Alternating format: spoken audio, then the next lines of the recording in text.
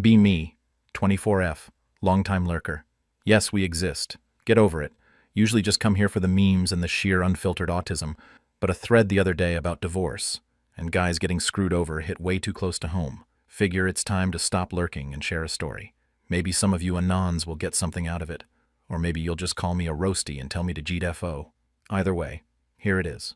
My family, on the surface, was the picture of normie success.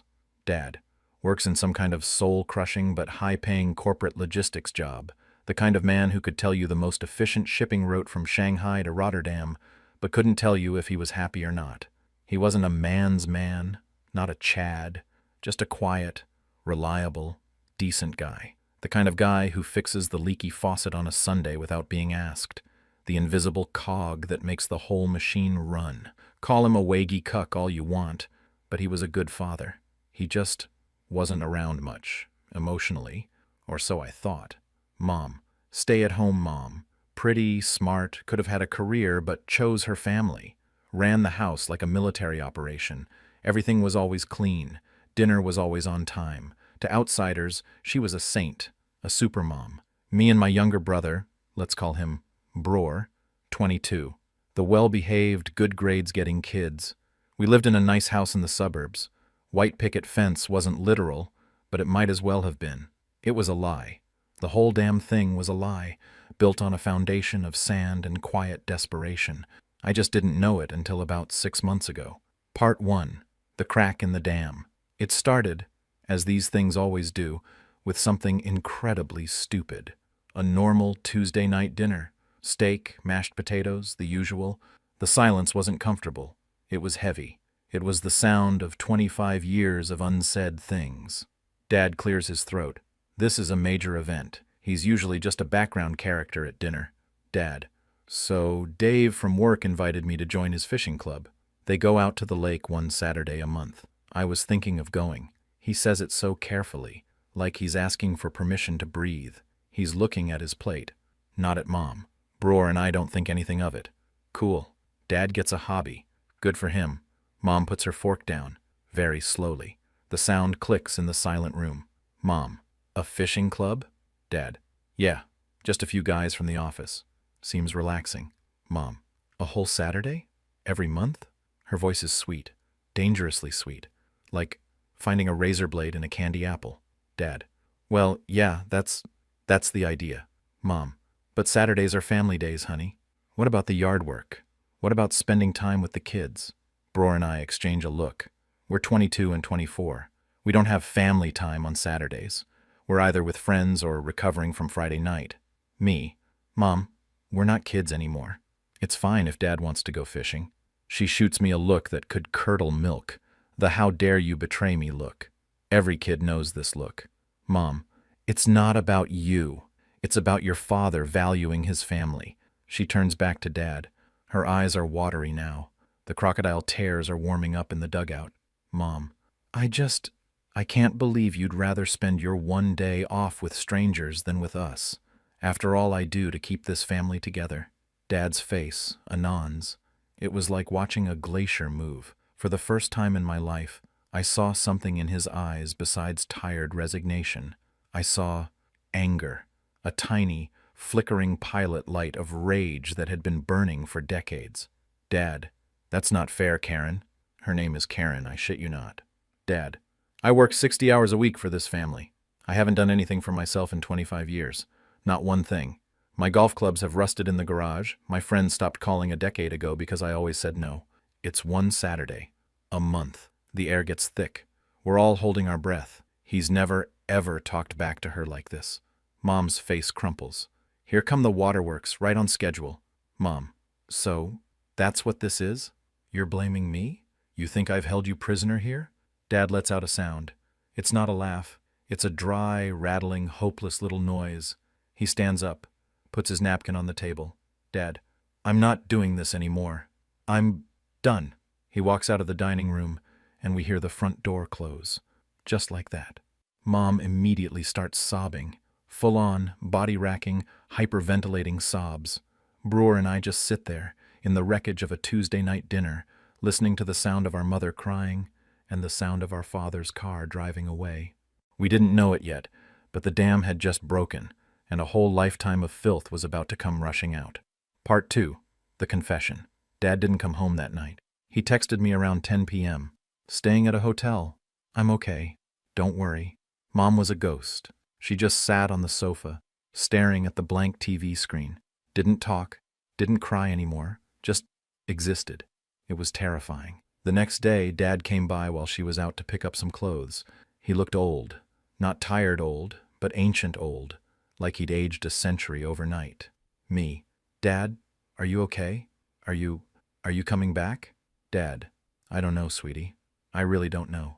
Your mother and I, we need to talk, but not yet. I can't yet. He left. The silence in the house was even heavier than before. Mom came home. She saw the missing clothes in his closet, and she finally, completely shattered. It wasn't the performative crying from dinner. This was something else. This was guttural, primal, the sound of a person's entire world collapsing in on itself. Bror and I sat her down on the sofa. We didn't know what to do. Put a blanket on her, got her water she didn't drink, and then she started talking. It didn't come out in a straight line. It was a flood, a torrent of guilt and regret and excuses, all mixed together. Mom, I didn't mean for it to get like this. I just loved him so much. I couldn't stand the thought of losing him. Losing him? Dad was the most predictable, stable man on the planet. He wasn't going anywhere. Mom, when you two were born, he was so happy. But he was tired. He worked so hard. And he had his friends, his hobbies. I was afraid. I was afraid they were more important than me, than us. She's looking at us, but her eyes are a million miles away, back in the past. Mom, so I made sure he couldn't go. Me. What are you talking about, Mom? Mom, the little things. At first, his weekly poker night, that was the night one of you would always get a fever. Amazing, wasn't it? How you always got sick on a Thursday? Bror and I look at each other. My blood runs cold. Mom. His friend Mark invited him on a camping trip, a whole weekend. I told him how scared I was to be alone with the baby all weekend, how I wasn't coping. He canceled. Mark stopped asking after that. She's not even crying anymore. She's just confessing, like she's in a trance. Mom. Promotions at work meant more travel, more late nights. So when he was up for that big promotion, I told him you were having nightmares, that you cried for him every night, that you were starting to stutter because of his absence. I told him the school psychologist said he needed to be home more. There was no school psychologist. I never had nightmares. Mom. He turned down the promotion. His boss was so disappointed. He never got an offer like that again, but he was home. For dinner. Every night. The fishing club. It wasn't about the fishing. It was about him having a life. A single, tiny sliver of a life that wasn't hers. And she couldn't stand it. Mom. I used you. I used you both. Every time he had a plan, I had a problem. A school play you desperately needed him to attend. A parent-teacher conference that couldn't be rescheduled. A sudden, mysterious illness that required his presence. Mom, I made you his whole world, and I made myself the gatekeeper to that world. If he wanted to see his kids, he had to go through me. If he wanted a peaceful life, he had to do what I wanted. I wrapped you around him like chains, and I told him it was a hug. She finally looks at us. Her face is a mess of tears and snot, and 25 years of ugly truth. Mom, he wasn't distant because he didn't love you. He was distant because he was in a cage, and he was trying not to rattle the bars. And I was the one who put him there. I thought it was love, but it wasn't. It was fear, and now he's gone. He's finally gone. She curled up into a ball on the sofa and just whispered, "What have I done?" over and over again. Bror was white as a sheet. I felt like I was going to be sick. My entire childhood, my entire perception of my father, my mother, my family. It was a lie. My dad wasn't the emotionally distant workaholic. He was a prisoner of war. And my mom? She wasn't the selfless supermom. She was the warden. We weren't a family. We were a hostage situation. Part 3. The Lies in Hindsight. The next few weeks were a blur. My brain went into overdrive, recontextualizing every memory I had. It was like the sixth sense, watching it a second time and seeing all the clues you missed.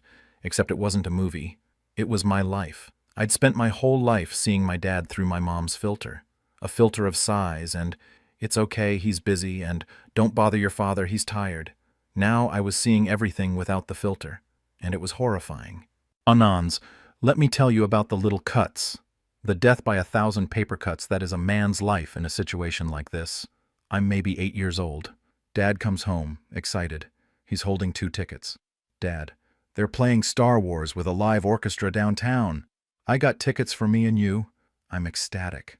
I love Star Wars. I love Dad. That night, Mom is quiet. The next morning, I wake up with a sore throat. Mom takes my temperature. Oh dear, 100 degrees. You can't go. You need to rest. She makes me a big show of it. Soup, cartoons, blankets on the couch. Dad comes to my room before he leaves to return the tickets. He looks so disappointed. Dad, it's okay, champ. We'll go next time. My sore throat was gone by dinner time. There was no next time. I'm 15. Dad's 40th birthday is coming up. He wants to do something simple. Have his 2 brothers over, order some pizza, watch the game. That's it. Mom insists on a massive surprise party. Invites all her friends, all the neighbors. People Dad barely knows. Dad, Karen, I really don't want all this fuss. Mom, don't be silly. It's your big day. It shows how much everyone loves you. The week before the party, she starts a huge fight with him over money. Something about a credit card bill. It's a nasty, screaming fight. The day of the party, they're not speaking. Dad has to stand there for 3 hours, wearing a stupid party hat, opening presents from people he doesn't know, forcing a smile while his wife glares at him from across the room. The party wasn't for him. It was for her. It was a performance, to show everyone what a loving, doting wife she was. His brothers left early. They looked uncomfortable. They probably knew. Bror is 12. He's struggling with math. Dad, who is a numbers and logic guy, offers to help him every night. Dad, we can sit down after dinner, buddy. We'll figure it out together. Bror is relieved. Mom steps in.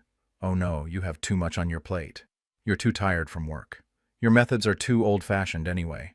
I'll hire a tutor. The tutor costs a fortune. It becomes another financial stressor. Another thing for Mom to martyr herself over. The sacrifices I make for you kids. It wasn't about helping Bror. It was about cutting Dad out. It was about preventing them from having that hour together every night. It was about making sure she was the only one who could solve the family's problems. Any bond that didn't include her was a threat. Every single family vacation. Dad wanted to go camping in the mountains. Mom wanted a beach resort. We went to the beach resort.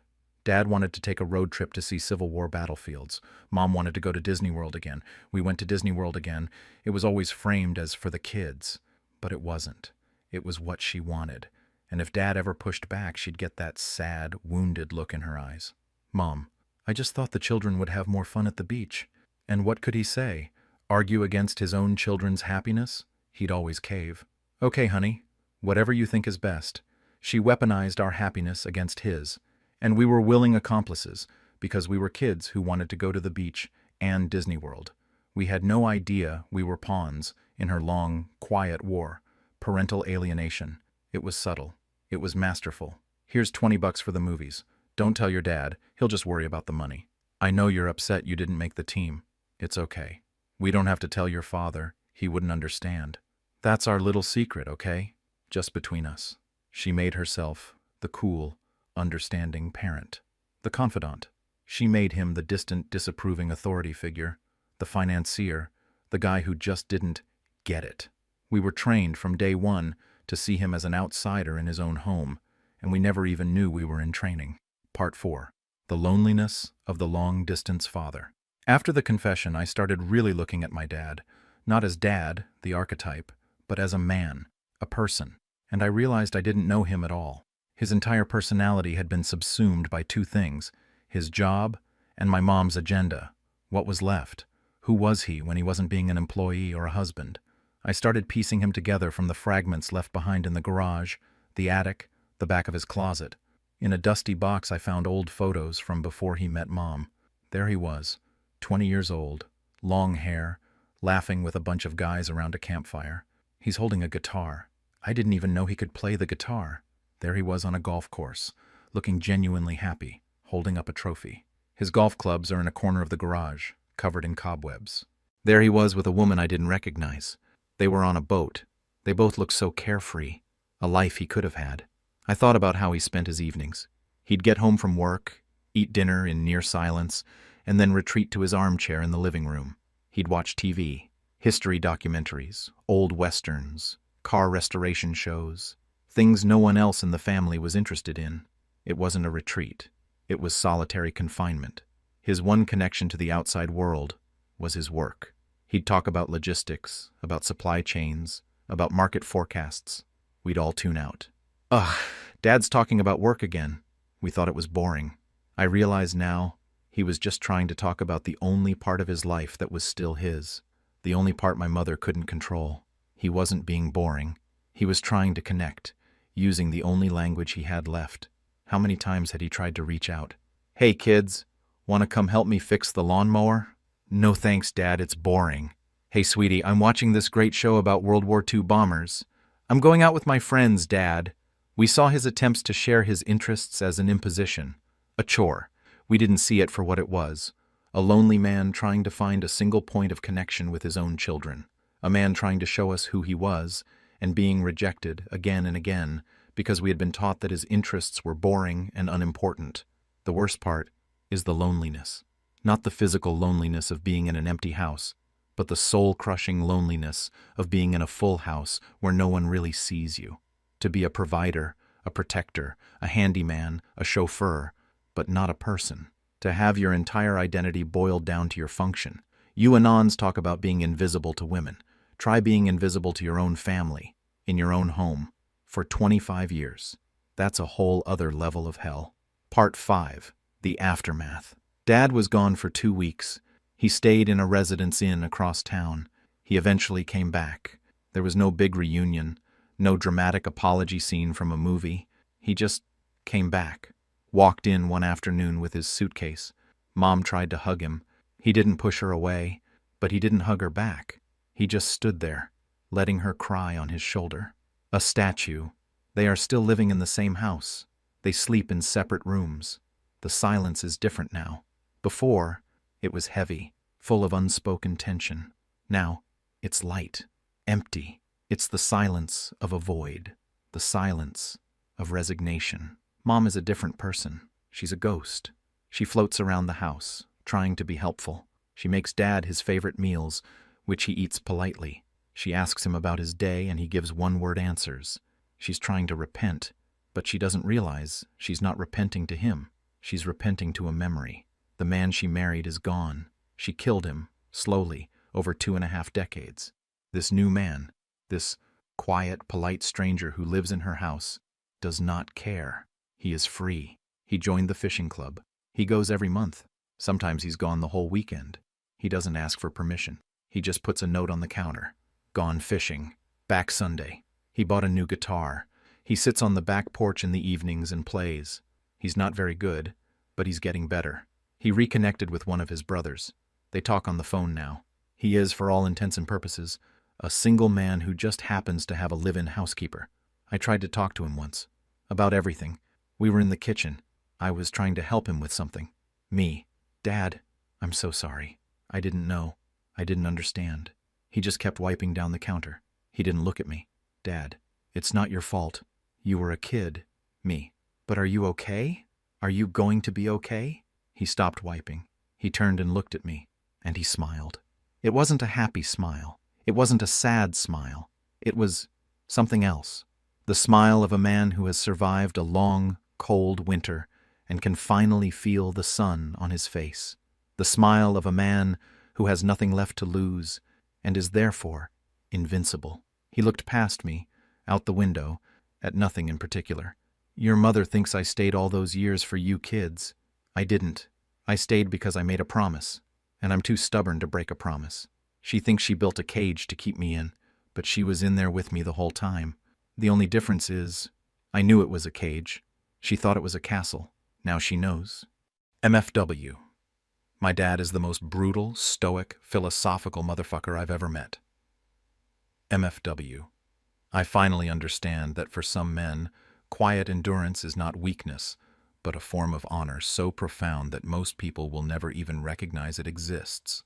MFW. I realize the female hamster wheel of emotional manipulation is nothing compared to the cold, simple, terrifying logic of a man who has decided to simply wait.